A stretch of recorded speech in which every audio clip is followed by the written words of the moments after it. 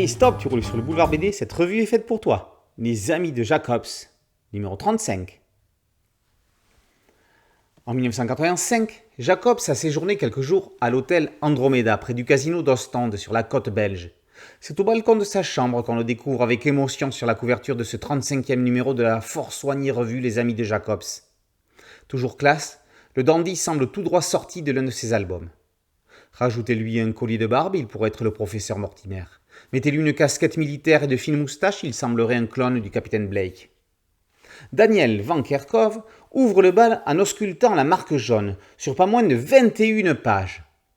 Dans la marque jaune, au sommet de quelques procédés cinématographiques, l'ami Daniel s'attarde sur l'impact du 7e art sur l'œuvre du maître. Il présente les procédés cinématographiques qui apparaissent dans ce récit.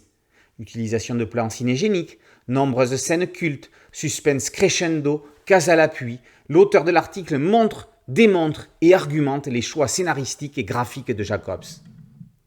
La marque jaune reste le sujet principal des rubriques suivantes.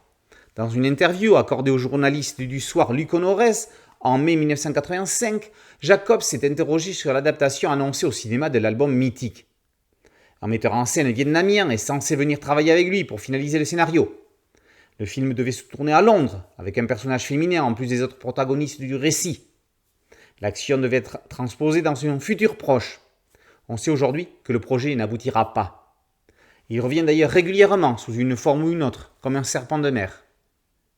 Dans l'article, le jeu des 1000 erreurs et des 1000 découvertes, avec l'aide d'un adhérent aux Amis de Jacobs, Christian Viard recense erreurs et découvertes après avoir exposé le début des 9 journées ayant ébranlé Londres à Noël 1953. Christian vous promet une deuxième partie d'article qui sera consacrée aux costumes et accessoires dans un prochain numéro.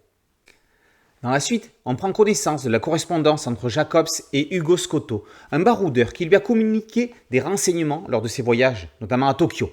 On découvre comment une enveloppe, retrouvée par un collectionneur dans un tome 1 du mystère de la Grande Pyramide, a effectué un vol Bruxelles-Le Caire. Enfin, on termine par un passage à Londres devant les ruines de Saint-Mary-le-Bow. Spécialiste de cylindrée, Jean-Luc Delvaux signe le dessin hommage en 4e de couverture.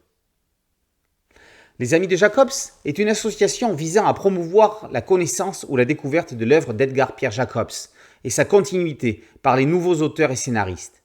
Pour 35 € annuels, les adhérents reçoivent 2 numéros des Amis de Jacobs, revues imprimées sur un papier de grande qualité et emplis d'articles d'une richesse incroyable.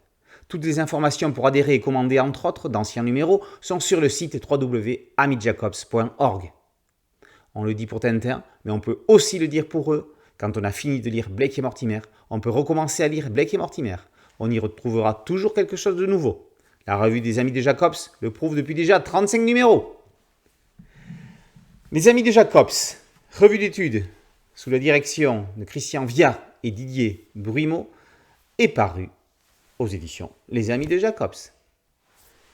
Boulevard BD, c'est un podcast audio, une chaîne YouTube et un site dédié.